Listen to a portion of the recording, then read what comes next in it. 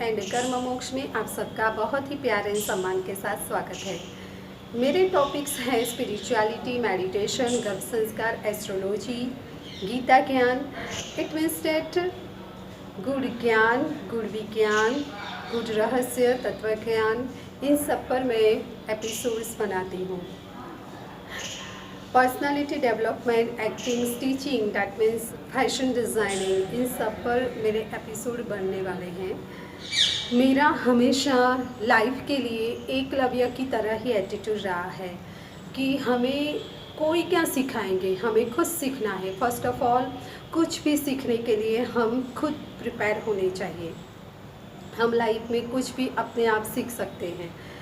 And अभी मैंने एक बात शेयर करी आपसे कि मैं स्पिरिचुअलिटी, कर्म संस्कार, गीता ज्ञान, ह्यूमन नेचर, इन सब पर एपिसोड्स बनाती हूँ। बहुत ही कंटेंट है मेरे पास अलग अलग टॉपिक पर एपिसोड्स बनाना, बट जॉब की वजह से टाइम बहुत कम मिल रहा है। एंड आज एपिसोड इंग्लिश पर बन रहा है बिकॉज़ जब भी मैं हाउस होल्ड वर्क किया करती थी या ट्रैवलिंग किया करती थी, मुंबई में मुझे बहुत ही ट्रैवलिंग करना पड़ता था। तो ट्रैवलिंग के वक्त या कुछ भी अगर हम हाउस होल्ड वर्क करते हैं तो उस टाइम जो मुझे आइडियाज़ आते थे इंग्लिश के बारे में, स्पेल के बारे में, मैं नोट डाउन किया करती थी। तो काफ़ी लंबे समय के बाद अवेयरनेस के कारण एंड ऑब्जर्वेशन के कारण, मनोमंथन के कारण एक नाइस लिस्ट, एक कलेक्शन मेरे पास बन गया है जो मैं स्कूल के स्टूडेंट्स के साथ एंड मेरे एकेडमिक के स्टूडेंट्स के साथ शेयर किया करती थी। तो ये स्किल स्टूडेंट्स को बहुत ही पसंद आई है। तो मुझे लगा कि मैं ये अगर इसका एपिसोड बनाया जाए एंड इसको पब्लिश किया जाए तो शायद अदर जो स्टूडेंट्स हैं एंड पीपल हैं उनमें भी अवेयरनेस आ सकती है, उनकी सेंस डेवलप हो सकती है स्पेल के बारे में इंग्लिश के लिए। एंड हम सब जानते हैं कि कोई भी लैंग्वेज को अगर सीखना है तो उसके लिए वर्ड्स का नॉलेज होना बहुत ही ज़रूरी है।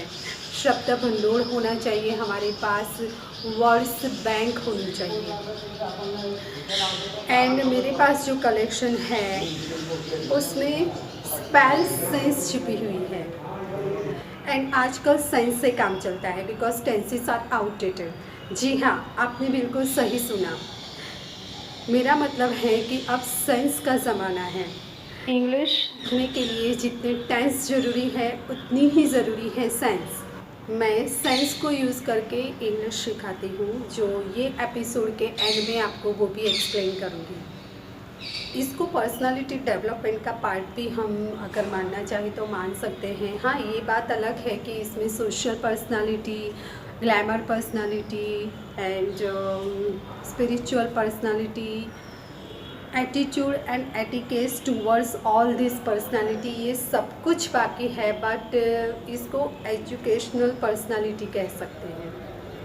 यहाँ पे मैंने स्पेल्स लिख दिए हैं एंड जैसे कि हम सब जानते हैं फर्स्ट लेटर कैपिटल होना चाहिए, बट कुछ जगह मैंने कैपिटल लेटर नहीं लिखे हैं बिकॉज हम इसको इजीली समझ पाए।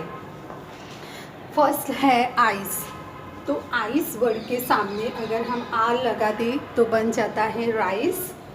ठीक ऐसे ही एम तो माइस, TW ट्वाइस, कैट। यहाँ बोर्ड पर मैंने CAT कैट लिखा है, जबकि मुझे यहाँ IT ईट एंड EAT ईट लिखना था, बट नो प्रॉब्लम, आप देख सकते हो मैंने यहाँ लिख दिया है। एंड आपको इन सब के मीनिंग पता होंगे, अगर नहीं जानते हो तो गूगल कर लेना। Okay. Beat, heat, seat, wheat, ear, here, tear और tear, wear, year and earth. कुछ स्पेल ऐसे होते हैं जिनके पीछे कुछ लेटर्स लगा दिए जाएं तो इस तरह से वर्ड्स बन जाते हैं। Use, house, air, hair, and, plant, elephant. Elephant word दो कॉन्सेप्ट को क्लियर करता है, big and small, because elephant big है एंड पीछे एंट है, दैट मीन्स चींटी। तो किड्स के लिए ये बहुत फनी भी बन जाता है एंड इंटरेस्टिंग भी हो जाता है। Art, part, apart, apartment, read, thread, head, heel, heel. अब यहाँ सेम प्रोनाउंस है एंड स्पेल भी डिफरेंट है, इनके मीनिंग भी डिफरेंट है।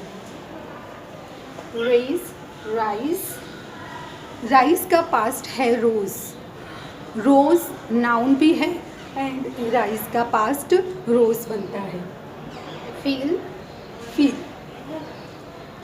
हर, her, flock, folk, hen, kitchen, crowd, cloud, clam, claim, clap. Sometimes ऐसे वर्ड्स की हमें यूज़ तो हम करते हैं, पर फिर इसकी सेंस अगर हमें महसूस नहीं होती है तो मिस्टेक होने की संभावना बढ़ जाती है।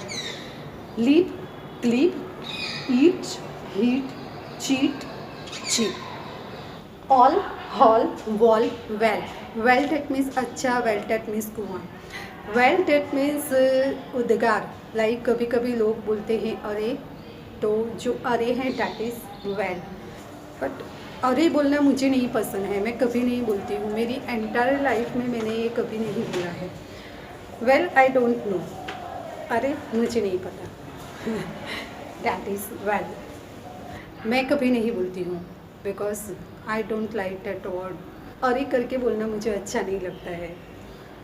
Okay, hall, it's a hall and ये है हॉल, हॉल, हॉल एंड ये होल, दैट मीन्स यहाँ भी कभी कभी मिस्टेक होने की संभावना है। होल दैट मीन्स छिद्र and hole, hole that means संपूर्ण, एंटायर, पूरा, सब, सबकी, सब पूरा संपूर्ण, उसकी सेंस आती है। ये है एंजल, एंगल, एंकलेट, एंकल। ये स्पेल्स भी बहुत कन्फ्यूज़न पैदा करते हैं अगर क्लैरिटी ना हो तो। Now live and live, live adjective है एंड लिव वर्ब है। Like I live in small family, pronounce difference होता है। I live in small family verb में and this is live telecast, pronounce difference है because एक verb है and दूसरा है एडजेक्टिव। एंड इसको याद कैसे रखा जाए वो भी मैं आपको बता देती हूँ। लीव, हिंदी में अगर इसको लिखा जाए तो 2 अक्षर आते हैं लीव, एंड लाइव उसमें 3 अक्षर है। सेम वे वर्ब अगर इंग्लिश में हम लिखें तो वर्ब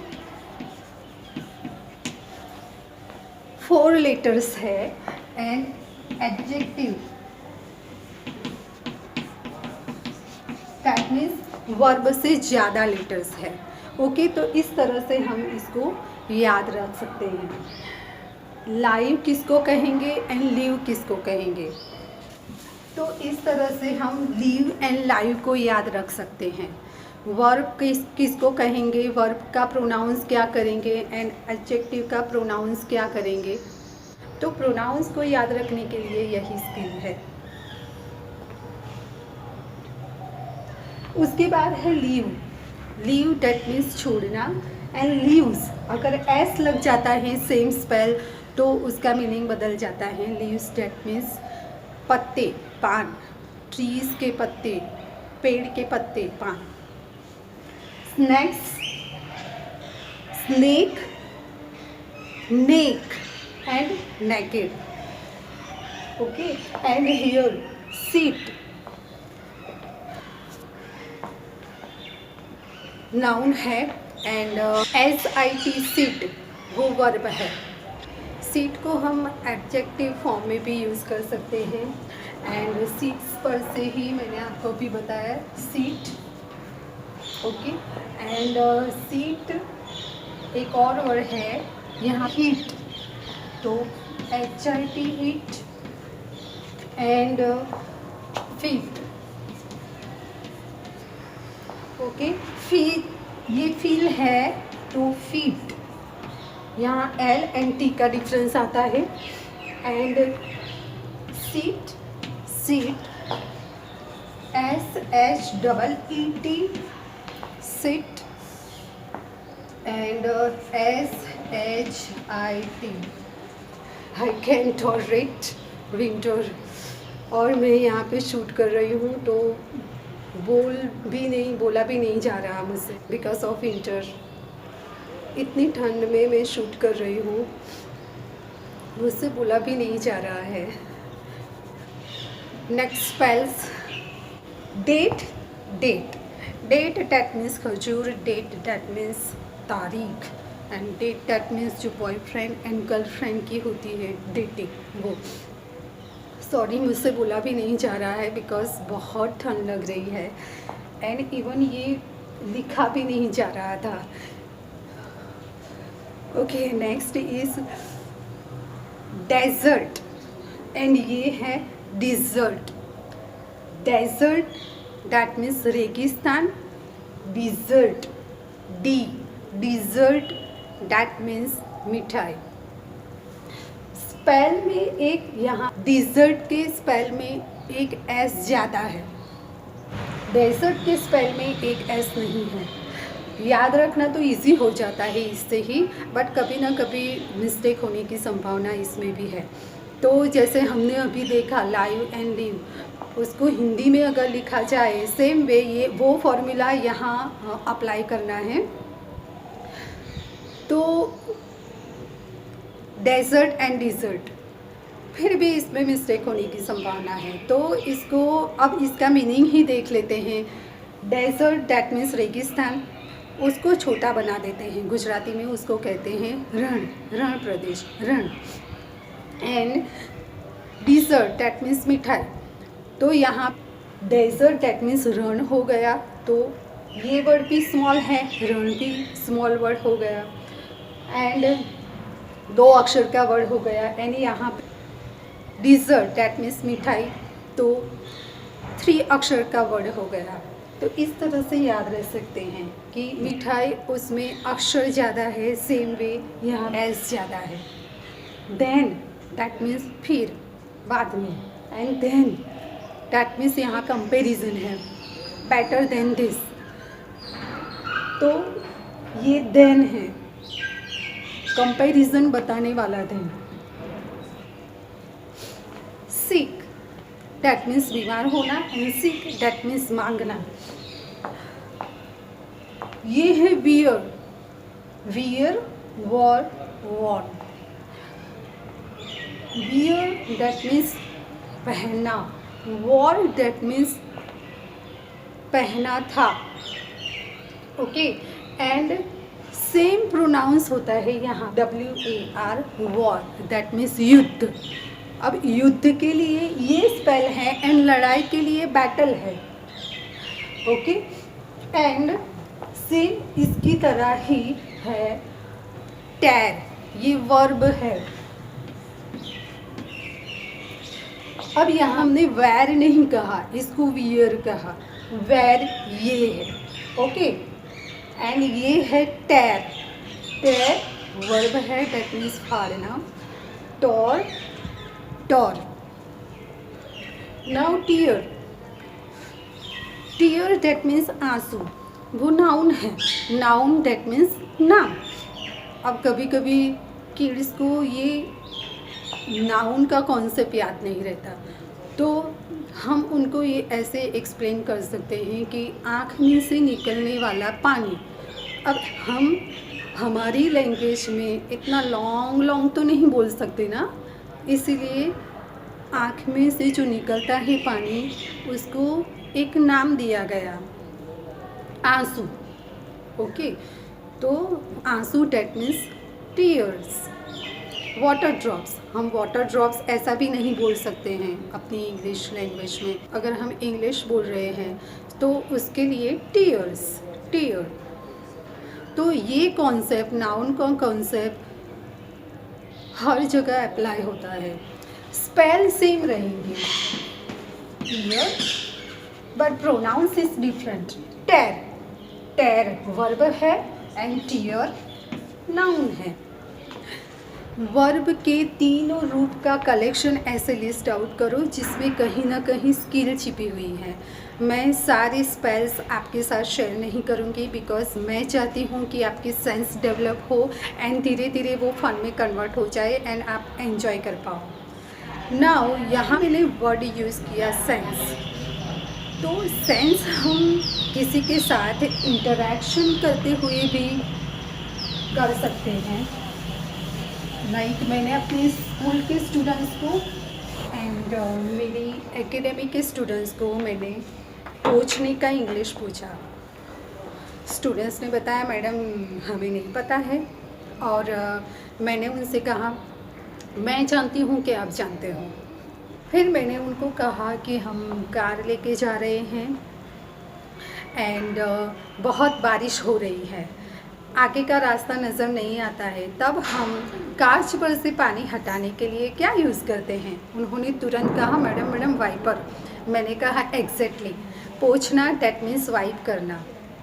तो इस तरह से ही हम हमारी लाइफ में बहुत सारे ऐसे वर्ड्स यूज़ करते हैं पर हमें पता ही नहीं होता।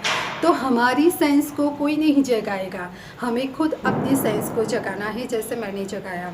बहुत ही कम उम्र में ही मेरे पास ये लिस्ट प्रिपेयर था, पर टेक्नोलॉजी नहीं थी उस टाइम पर कि कोई प्लेटफॉर्म नहीं था एंड यूट्यूब एक नाइस प्लेटफॉर्म आया। तब यूट्यूब के बारे में बहुत देर से पता चला एंड जब पता चला तब इस पर काम कैसे किया जा सकता है वो नहीं पता था। एंड ये जब पता चला तब जॉब की वजह से टाइम कम होने के कारण इस पर भी ज़्यादा वर्क नहीं हो रहा है।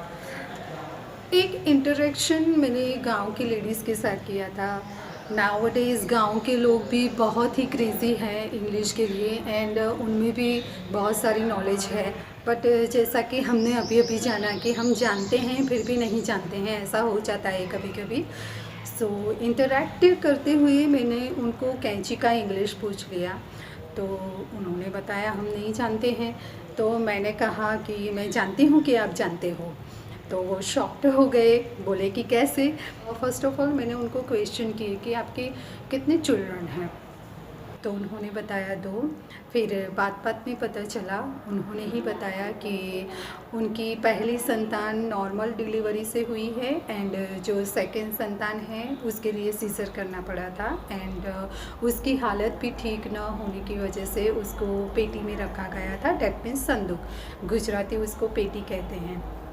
मैंने उनको बताया पेटी डैट मीन्स इंक्यूबेटर एंड अभी अभी जो आपने वर्ड बोला सीजर, उसका मीनिंग ही है कैंची।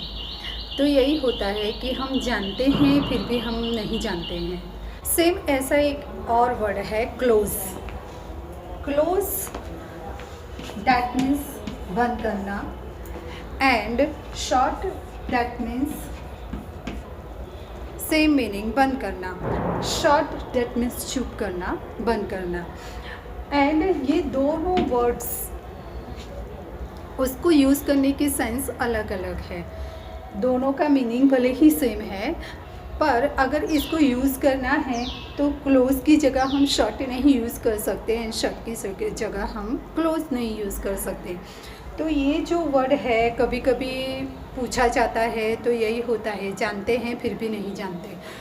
अब होता ये है कि गांव हो या शहर हो, शॉप्स हर जगह रहती हैं एंड दिन रात वो शटर गिराते भी हैं, उठाते भी हैं एंड बोलते भी हैं ये वर्ड को।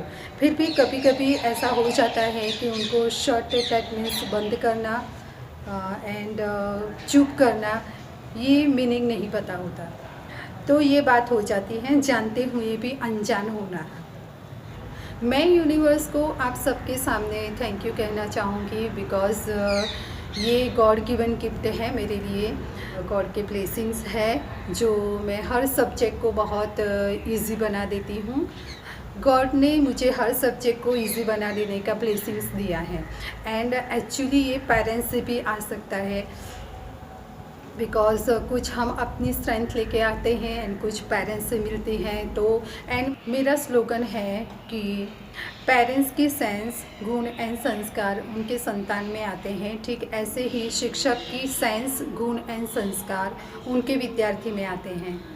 मैं स्कूल में या मेरे एकेडमिक के स्टूडेंट्स को स्पेल को तोड़ना सिखाती हूँ एंड ये ट्रिक उनको बहुत पसंद है। फॉर एग्ज़ाम्पल, विंडो,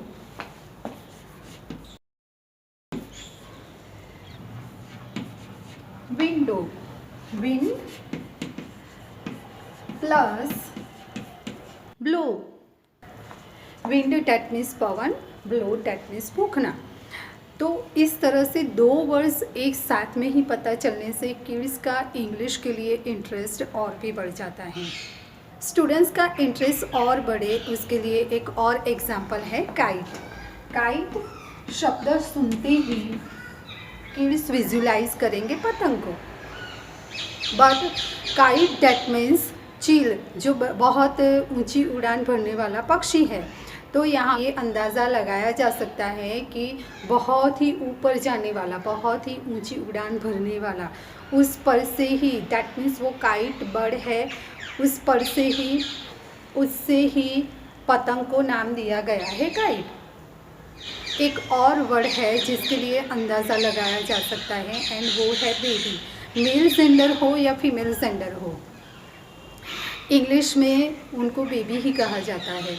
तो जब अंग्रेज़ इंडिया में आए उस टाइम पर छोटे बच्चों को बेबी कहते हुए अंग्रेज़ों को सुना होगा, तो गुजरातियों ने बेबी गर्ल के लिए नाम रख दिया एंड बाबो बॉय का नाम रख दिया। बाबू जैसा कोई वर्ड ही नहीं है गुजराती में।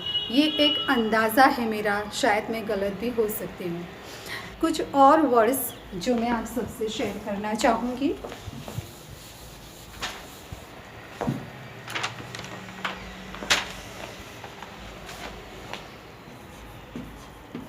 क्वीट,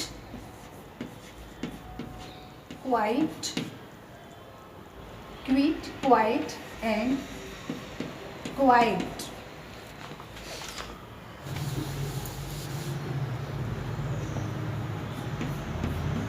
फर्स्ट मीनिंग है संपूर्ण, सेकेंड थ्रू का मीनिंग है द्वारा, एंड दो उसका मीनिंग है थर्ड वन परंतु,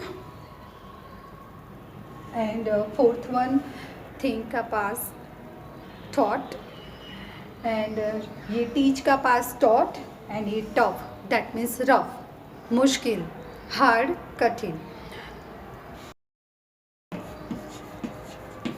मैड दैट मीन्स पागल, मेड दैट मीन्स काम वाली बाई, एंड मेड वो मेड का पास्ट है।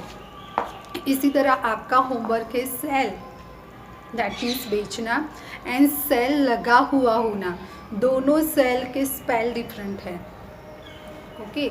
एंड सॉल दैट मीन्स जूतों का सॉल। काइट की तरह ही एक स्पेल है horn.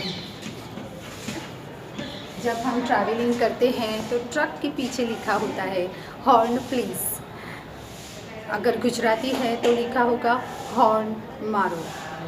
And horn that means सिंग, जो काऊ के सर पर होते हैं। तो अब मतलब हुआ सिंग मारो, सो फनी। तो ये किड्स के लिए फ़नी हो जाता है, एंड जब फ़नी बन जाता है तो उनका इंटरेस्ट भी बढ़ जाता है। पर्सनालिटी डेवलपमेंट में एक बात बहुत ही ज़रूरी है एंड वो है सही प्रोनाउंस करना, चाहे वो खुद की लैंग्वेज हो या इंग्लिश। फॉर एग्ज़ाम्पल, गुजराती में कहते हैं ना पाड़े छे, मैं उनको कहती हूँ जब भी सुनती हूँ तब कि धक्को मार्यो હતો, ऑफकोर्स धक्को मारीने ज पाड़ी शकाय ने। तो ना पाड़े छे ये रॉन्ग गुजराती है, करेक्ट ना कहे छे ये सही गुजराती है। वन मोर एग्जाम्पल, एक को लेडी कहा जाता है, बहुत सारी है तो उनको लेडीज़ कहा जाता है, बट वो काना और मात्रा बढ़ा देते हैं, लेडीज़ो कहा जाता है। कुछ लोग लेडीज़ो ऐसा बोलते हैं। ऐसे तो बहुत सारे वर्ड्स मिल जाएंगे अगर हम सोचना शुरू करें तो। मैं ये सब इसीलिए बता रही हूँ क्योंकि खुद की लैंग्वेज अगर गलत बोलेंगे तो इंग्लिश भी गलत ही बोलेंगे। कोई भी लैंग्वेज का सीधा ट्रांसलेशन इंग्लिश में हो ही नहीं सकता, एंड उसके लिए हमें इंग्लिश को सेंस करना पड़ेगा एंड विजुलाइज करना पड़ेगा। कुछ लोग अलार्म को अलार्म कहते हैं, कुछ लोग शिव को शिव कहते हैं, कुछ लोग वैशाली को वैशाली कहते हैं। प्रीशा आजकल बहुत ही गर्ल्स का नेम है तो प्रीसा कहते हैं। जिग्नेश तो जिग्नेश कहते हैं। शादी तो शादी कहते हैं। ये सब मैंने स्कूल के टीचर्स में भी नोटिस किया है। लाइक लंबा सांस लो जबकि कहना चाहिए कि लंबी सांस लो। आवाज़ आ रहा है जबकि कहना चाहिए कि आवाज़ आ रही है। मेहंदी रखी है, हाथों में मेहंदी रखी है तो मेहंदी रखी नहीं, मेहंदी लगाई है। मेहंदी को लगाया जाता है। ये एपिसोड देखने के बाद बहुत सारे जो है वो ऐसा कहने लगेंगे कि मैं तो इस तरह से नहीं बोलती थी या बोलता था, मैं करेक्ट ही बोलती थी या बोलता था। बट मुझे पता है जिनको मैं जानती हूँ वो किस तरह से बोलते थे। प्रेयर में जब प्लेश बोलते हैं तब एक वर्ड आता है, इसको प्रोनाउंस करते हैं कर्सी, जबकि इसका सही प्रोनाउंस है कोर्टसी। कोर्टसी, ओके। एंड इतनी शक्ति हमें देना दाता, तो वो प्रोनाउंस करते हैं इतनी शक्ति। दूर अज्ञान के हों अंधेरे, तो अज्ञान की जगह बोला जाता है अज्ञान के हों अंधेरे। जितनी भी दे भली जिंदगी दे, तो प्रोनाउंस होता है जिंदगी दे। जनगण मन में शुभ, तो प्रोनाउंस होता है शुभ। आशीष, तो प्रोनाउंस होता है आशीष। PRO प्रोग्राम, तो प्रोनाउंस किया जाता है PO प्रोग्राम। लेडी प्यून को आया कहते हैं, जबकि आया तो हॉस्पिटल में होती हैं। स्कूल में तो लेडी प्यून ही मिलेंगे ना। जब हम सी ऑफ कहते हैं तब बाय कहते हैं, पर कुछ है जिन्होंने गुड बाय कहा। गुड बाय डेट मीन्स अब हम कभी नहीं मिलेंगे। एक कोऑर्डिनेटर ने मुझे बताया था कि मैं स्पेल में फर्स्ट लेटर में कैपिटल न लिखूं, जबकि हम कैपिटल में ही लिख सकते हैं, पर मैंने उनकी बात नहीं मानी थी। नोटबुको, नोटबुक्स, टीचरो, टीचर्स, ब्लडिंग, ब्लीडिंग। बहुत सारे टीचर्स को, लोगों को मैंने इस तरह से प्रोनाउंस करते हुए सुना है, एंड उन सबको मैंने जय श्री कृष्ण कहते हुए भी सुना है, जबकि जय श्री कृष्ण कहा जाना चाहिए। मैं जय श्री कृष्ण प्रॉपर प्रोनाउंस ही करती हूँ। मैं पहले से ही कॉन्शियस रही हूँ इन सब चीज़ों के लिए। स्टूडेंट्स को छोकराओं कहा जाता है, डैट मीन्स बच्चे। बच्चे that means students, and students को छोकराओं कहा जाता है। अगर नेचुरल शिक्षक के गुण किसी में विद्यमान होंगे तो उनके मुंह से नेचुरली ही विद्यार्थी निकलेगा। अगर स्टूडेंट्स नहीं कह सकते तो विद्यार्थी कह लो। योग करने के बाद भी टीचर्स को कहा गया यू कैन गो, जबकि कह सकते हैं यू मे गो। एंड जब हम प्राणायाम करते हैं एंड थोड़ी देर रुकने के बाद फिर से जब हम प्राणायाम शुरू करते हैं, तो फिर से जब शुरू करते हैं तो लेफ्ट नॉस्ट्रिल से ही स्टार्ट किया जाता है प्राणायाम। ये बात नहीं जानते हैं, एंड टीचर को यू कैन गो नहीं कह सकते। मैंने एक गर्ल का इंटरव्यू लिया था फर्स्ट स्टैंडर्ड के लिए, एंड इंटरव्यू लेने के बाद जब मैं वो एलिजिबल है कि नहीं फर्स्ट स्टैंडर्ड के लिए वो बताने के लिए गई, तो मुझे यू कैन गो कहा गया इंस्टेड ऑफ यू मे गो। बहुत ठंड है इसलिए मैं बोल नहीं पा रही हूँ, सॉरी फॉर डैट। मैं 5th स्टैंडर्ड में थी जब इंग्लिश सब्जेक्ट ऐड हुआ था, and 6th standard 7th standard तक हमने शॉर्ट फॉर्म सीख लिए थे। For example don't, doesn't, won't and can not. मैं उस वक्त की बात कर रही हूँ जब घर घर टीवी नहीं थे, इंग्लिश प्रोग्राम्स बहुत कम आते थे, इंग्लिश के लिए इतनी अवेयरनेस ही नहीं थी, तो सीखना तो दूर की बात हो जाती थी। उस टाइम पर स्कूल ही सर्वस्व था। स्कूल में सिखाया जाता था कि ए को का प्रोनाउंस करना है, पी ए पा, डी ए डा, एंड सी को हम क प्रोनाउंस कर सकते हैं। For example C A N can, and can का शॉर्ट फॉर्म कांट सिखाते थे, पर मैं उसका प्रोनाउंस कैंट ही करती थी। तो कैन नॉट के शॉर्ट फॉर्म का प्रोनाउंस कांट करवाते थे। मैं इतनी छोटी थी, मैंने फर्स्ट टाइम सीखा, ना कहीं सुना, फिर भी मैं सही प्रोनाउंस करती थी, कैंट नॉट कांट। तो इसको ही सेंस एंड ऑब्जर्वेशंस कहते हैं। कैन है तो उसका शॉर्ट फॉर्म कैंट ही हो सकता है, कांट नहीं। पर दूसरों को अच्छा नहीं लगता था मेरा कैंट प्रोनाउंस करना, पर मुझे बहुत अच्छा लगता था। उसकी तरह ही एक वर्ड है डिड नॉट का शॉर्ट फॉर्म, उसको अगर हम डिंट प्रोनाउंस करें तो बहुत ही स्टाइलिश लगता है, कांट। मैंने नोटिस किया है कि ये मिस्टेक हर जगह हो रही है, ओनली नेटिव इंग्लिश स्पीकर ये मिस्टेक नहीं करते। बॉलीवुड इंडस्ट्रीज़ भी कांट ही प्रोनाउंस करती हैं, ओनली सुष्मिता सेन को ही मैंने कैंट प्रोनाउंस करते हुए देखा है। एंड स्कूल में तो ये मिस्टेक हो ही रही है, एंड जब गलती ऊपर होती है तो वो नीचे तक डुप्लीकेट होती रहती है। मैं स्कूल की ही बात करूँगी बिकॉज हम सीखने के लिए स्कूल में ही जाते हैं। हम सब जानते हैं कि मिस्टेक्स सबसे होती हैं, एंड मेरी तरह बहुत सारे ऐसे लोग होंगे जिनको ऑब्जर्वेशंस एक गॉड गिवन गिफ्ट है, उनको सिखाने की ज़रूरत नहीं पड़ती है, वो अपने खुद के इंट्यूशन पावर से ही सीखते हैं। कांट की तरह ही है देन आफ्टर, जो मैंने सिर्फ स्कूल में ही सुना। Then itself after and after itself then है। दोनों वर्ड्स को अगर साथ में यूज़ किया जाए तो कुछ इस तरह से होगा, complete your work then after you can go. काम कंप्लीट करो फिर बाद में तुम जा सकते हो, या फिर काम कंप्लीट करो उसके बाद तुम जा सकते हो। दोनों में जर्क आ रहा है बिकॉज दोनों स्पेल देन एंड आफ्टर, दोनों स्पेल की सेंस सेम आती है। फिर भी न देन की जगह हम आफ्टर यूज़ कर सकते हैं एंड ना आफ्टर की जगह हम देन यूज़ कर सकते हैं। For example if you are saying this then it's okay, if you are saying this after it's okay. तो दोनों स्पेल को एक दूसरे की जगह हम यूज़ नहीं कर सकते हैं। अब होता क्या है कि इंग्लिश कम्युनिटी के जो मेन लीडर है वही मिस्टेक करते हैं, एंड ट्रेनिंग भी वही देते हैं, एंड इतने साल से ट्रेनिंग दे रहे हैं, फिर भी ये सब उन्होंने नोटिस नहीं किया जो मैंने किया।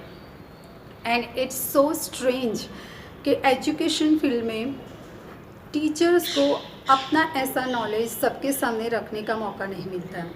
एंड कुछ जगह ऐसा भी होता है, जनरल बात है कि मैनिपुलेट किया जाता है, इंग्लिश नहीं आती है ऐसा कह के। एंड ये बात इतनी टॉक्सिसिटी एंड नेगेटिविटी से भरी होती है कि सबकॉन्शियस माइंड में बार बार प्रोग्रामिंग होने से जिनको आती हैं वो भी मिस्टेक करना शुरू कर देते हैं। मैं स्कूल की ही बात कर रही हूँ, एंड जो ट्रेनर्स होते हैं उनको ही नहीं पता कि टेंस को सेंस में कैसे बदला जाए। इंग्लिश सेंस से सीखी जाती है, ये बात वो आज पहली बार मुझसे जानेंगे, क्योंकि आज तक उन्होंने सेंस की बात नहीं की। जानते तो सेंस की ट्रेनिंग देते।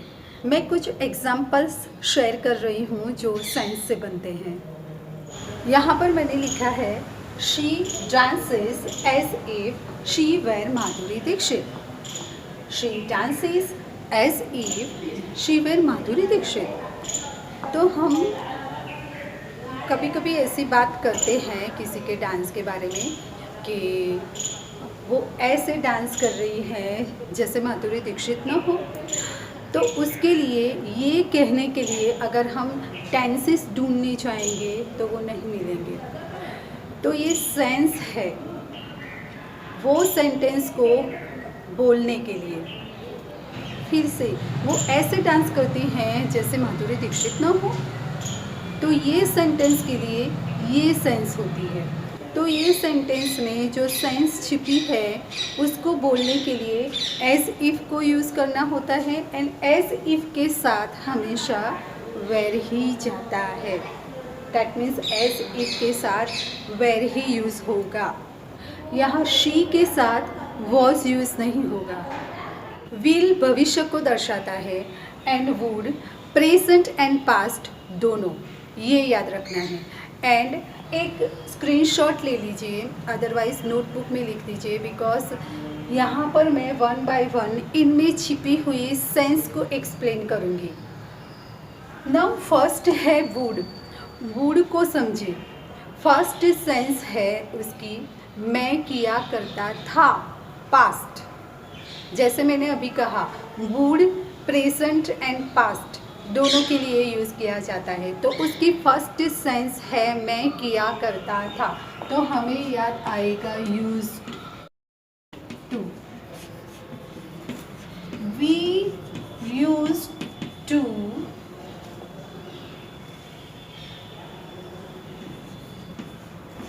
go for walk together every day. Now use to की जगह हम would यूज करेंगे। We would go for and then next sentence similar ही रहेगा। ओके तो ये एक सेंस थी कि मैं किया करता था या मैं किया करती थी, उसके लिए वुड ही यूज़ करेंगे। सेकेंड सेंस है किसी काम को करता या करती। If I told you you would play, अगर मैं तुम्हें कहती तो तुम खेलते, किसी काम को करते। If you told me I would met, अगर तुम मुझे बताती, तुम मुझे कहती तो मैं मिलती, तो किसी काम को करती। तो ये दूसरी सेंस है, first and second sense.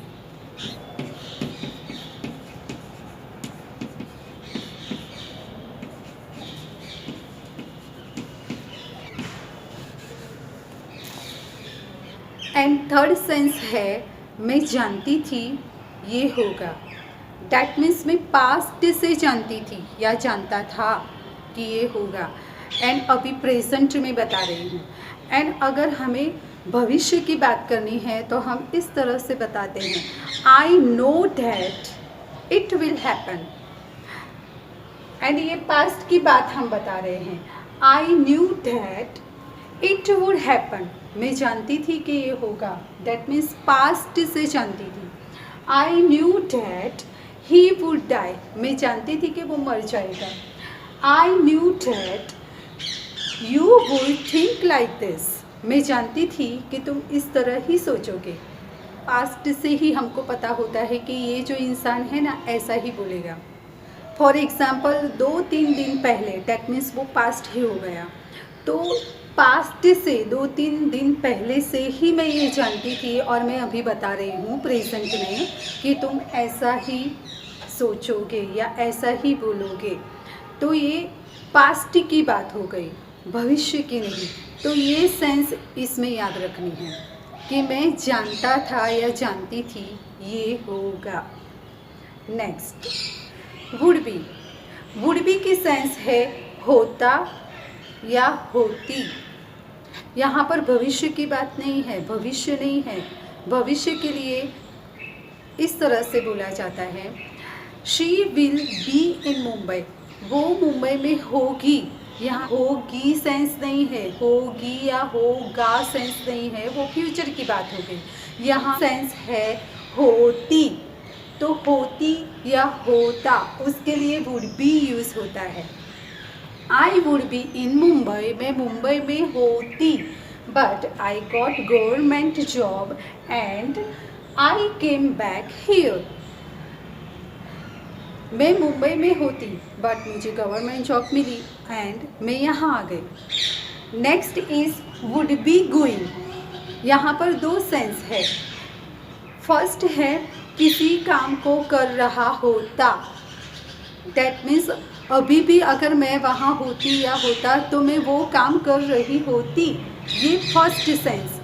Second sense, अभी प्रेजेंस में कोई काम कर रहा होगा या होगी, अभी प्रेजेंट में ही कुछ काम कर रही होगी या होगा, वो है सेकंड सेंस। फर्स्ट सेंस का example, I would be acting in Bollywood movie but I got government job and I came back here. मैं बॉलीवुड मूवी में एक्टिंग कर रही होती बट मुझे गवर्नमेंट जॉब मिली एंड मैं यहाँ गई। मैं बॉलीवुड मूवी में काम कर रही होती, कुछ कर रही होती, बट अब मैं यहाँ हूँ। सेकेंड सेंस का example, she would be typing a letter right now, that means अभी वो काम हो रहा है, प्रेजेंट में काम कर रही होगी। तो यहाँ पर हमें सेंस को याद रखना है, सेंस को यूज़ करना है इंग्लिश स्पीकिंग में। And would be going in the sense verb plus ing। Okay, next is would have gone in the sense past participle of verb। would have gone की sense है present में हो चुका होगा। she would have reached at station, वो station पहुंच चुकी होगी, अभी प्रेजेंट में हो गया, अभी प्रेजेंट में हो चुका होगा, वो पहुंच चुकी होगी। She will have reached eight America bye now tomorrow, कल अब तक वो अमेरिका पहुंच गई होगी। तो ये भविष्य की बात कर रहे हैं, कल की बात कर रहे हैं। एंड ये जो है अभी प्रेजेंट में हो चुका होगा, उसकी बात करें। Now next is would have been.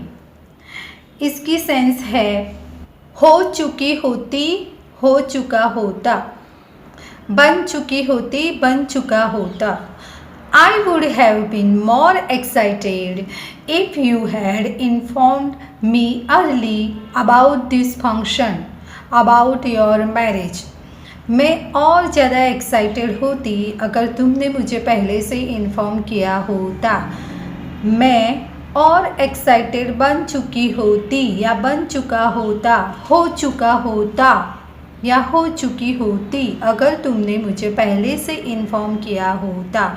तो वुड हैव बीन यहाँ सेंस है हो चुका होता या बन चुका होता या बन चुकी होती। Now next is would have been gone in the sense past participle of verb. Would have been gone की सेंस है किया जा चुका होता, बन चुका होता। They would have been called by now, अब तक तो उन्हें फ़ोन किया जा चुका होता, अब तक तो उन्हें बुलाया जा चुका होता। Next is would have had. इसकी सेंस है पास होता। आई would have had good health if I had joined gym. मेरा स्वास्थ्य अच्छा होता अगर मैंने जिम ज्वाइन किया होता। मैंने अगर जिम ज्वाइन किया होता तो मेरा स्वास्थ्य, मेरी हेल्थ अच्छी होती। Would have had that means पास होना। यहाँ पर गुड हेल्थ की जगह good job, their support, his support ये भी यूज़ कर सकते हैं। For example, I would have had their great support if I had followed him. Next is would have to. Now you will have to go, you will have to sit, meet, talk, reach, teach, come, bring. भविष्य की बात है, तुम्हें जाना पड़ेगा, बैठना पड़ेगा, मिलना पड़ेगा, बात करनी पड़ेगी, पहुंचना पड़ेगा, ये सब भविष्य की बात है, इसलिए विल है। You will have to go, you will have to sit, you will have to meet. Okay, अब देखो, अगर हम ये कहना चाहते हैं कि तुम्हें जाना पड़ता, बैठना पड़ता, आना पड़ता, खाना पड़ता, मिलना पड़ता, तो इसमें भविष्य की बात नहीं हो रही है, इसीलिए यहाँ पर वुड आएगा। You would have to think, तुम्हें सोचना पड़ता। Luckily you join this job, otherwise you would have to go to Mumbai back. Luckily तुमने ये जॉब ज्वाइन कर लिया, अदरवाइज तुम्हें मुंबई वापस जाना पड़ता। तो इस तरह सेंस यूज़ करते हैं तो इंग्लिश सबके लिए बहुत ही आसान हो जाती है। ये एपिसोड आप personality come English and vice versa मान सकते हो, बिकॉज आजकल ग्लोबलाइजेशन एंड ग्लैमर से इंग्लिश इट्स सेल्फ पर्सनालिटी बन गया है। सो ये पर्सनालिटी डेवलपमेंट का ही पार्ट है। एंड पीढ़ी की बात कर रही हूँ तो 2 टिप्स देना चाहूँगी। कुकिंग करते वक्त गीले हाथों को पोंछने के लिए नैपकिन को इस्तेमाल करें। अनएजुकेटेड भी ऐसा नहीं करते। एंड जो वर्ड्स मैंने अपनी एंटायर लाइफ में कभी नहीं बोले वो है अली एंड बका। अली एंड बका नहीं बोलना चाहिए अगर आप टीचर हो तो। टीचर्स को ये 2 वर्ड्स शोभा नहीं देते। स्क्रीन पर जो पिक्चर है उसमें हैंड फोल्ड किए गए हैं। अगर आप स्टूडेंट्स हैं एंड टीचर के सामने इस तरह से हैंड फोल्ड करके खड़े हैं तो आप डिसिप्लिन में हैं, पर सिर्फ उसे छोड़कर बाकी की सभी जगहों पर कोई औरत ने इस तरह से हैंड फोल्ड किए हैं तो उसका मतलब नेगेटिव होता है। वो इंसान अपने विचारों को छोड़ना नहीं चाहता या मैं ही सही हूँ ऐसा ख्याल उसको रहता है। उसके विचार भी नेगेटिव होते हैं। अपने फोल्डेड हैंड, बंधे हुए हाथों की तरह वो औरत खुद को बांध देती है। वो ओपन माइंडेड नहीं है सामने जो कहा जा रहा है या हो रहा है उसके लिए। किसी बात का डर होने से वो झगड़े के लिए भी तैयार हैं। ऐसी मनस्थिति उसकी ये बॉडी लैंग्वेज दर्शाती है। ऑपोज, गुस्सा, उतावलापन, नासमझदारी भी दर्शाती है। हैंड फोल्ड करने से उनको प्रोटेक्टेड फील होता है। ऐसी औरतों को अपने आप को प्रोटेक्टिव फील करवाने की ज़रूरत उनको पड़ती है जिनमें ज्ञान ना हो, बिकॉज ज्ञानी का तो ज्ञान ही प्रोटेक्शन होता है, कोई बॉडी लैंग्वेज नहीं। पर ये सब बातें उनको कहाँ पता होती है। अनकॉन्शियसली हैंड फोल्ड हो जाते हैं उनसे, बिकॉज उनके सबकॉन्शियस माइंड में रॉन्ग प्रोग्रामिंग चलते रहते हैं आसपास के लोगों का दिमागी गार्बेज एंड खुद के अज्ञान से, जिससे बदलते समय के साथ ताल मिला पाना उनके लिए मुश्किल बन जाता है। एंड दूसरे समय के साथ ताल क्या समय से भी आगे निकल जाते हैं तो उन पर जलन होती है। एंड समय से आगे निकलने वालों को उन्होंने अपनी ओछी हरकतों से एंड ओछे माइंड से नीचा दिखाया होता है, तब भी उनके हैंड फोल्ड होते हैं।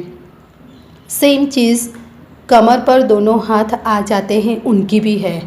कमर पर दोनों हाथ इंसानी दिमाग में सत्ता को बताते हैं। बाहरी दुनिया में उनकी चलती हो या ना चलती हो वो अलग बात है।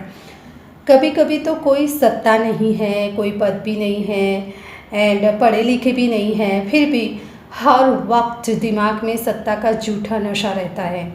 एंड ऐसी औरतों के हाथ ऑटोमेटिकली कमर पर चले जाते हैं या आ जाते हैं जब वो अपनी गली, सोसाइटी, आसपास के लोग या ऑफिस के लोगों से या ख़ास करके औरतों से बात करती हैं। ऐसी बॉडी लैंग्वेज की एनर्जी झगड़े वाली होती है।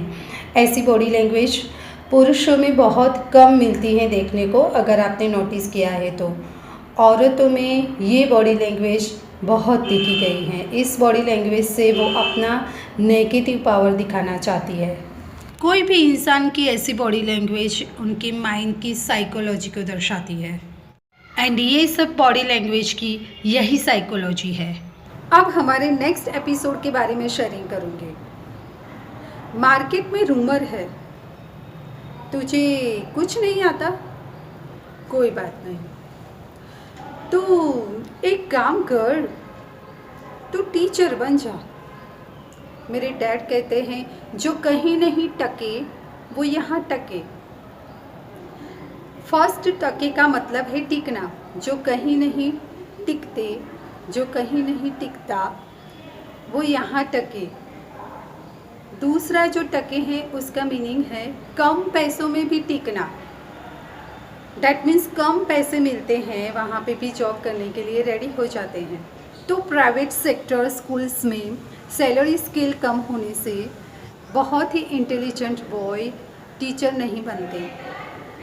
इंडस्ट्रीज़ में हाई स्किल मिलता है, इसीलिए इंडस्ट्रीज़ ज्वाइन कर लेते हैं एंड इसीलिए स्कूल को अच्छे टीचर्स नहीं मिलते। कम सैलरी में अगर स्कूल ज्वाइन करेंगे तो कोई लड़की उनसे शादी नहीं करेगी। ये एक दूसरा रीज़न है इंटेलिजेंट बॉय इंडस्ट्रीज ज्वाइन करते हैं, स्कूल में टीचर नहीं बनते। ऐसा नहीं है कि स्कूल में मातृत्व को सेंटर में रखकर लेडी टीचर्स चुने जाते हैं। बीए किया, बीएड किया, घर पर बैठे रहने से तो अच्छा है स्कूल जाएंगे, सैलरी आएगी। पर बहुत सारे ऐसे टीचर्स हैं जो सच्ची मेहनत से बहुत ही हार्ड वर्क करते हैं, बहुत ही लगन से काम करते हैं एंड बहुत ही नाइसली वर्क कर रहे हैं। मुझे प्रिंसिपल की पोस्ट के लिए 2 टाइम्स ऑफ़र मिली है, पर मेरी तरफ बहुत सारे ऐसे टीचर्स हैं जो स्कूल क्विट करते हैं।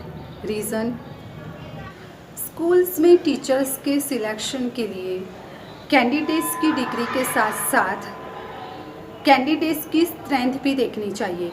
कभी कभी जो इंटरव्यू लेते हैं उन्हें ही कैंडिडेट्स की स्ट्रेंथ पता नहीं चलती है, तो ऐसे टाइम पर हॉरोस्कोप देखना चाहिए।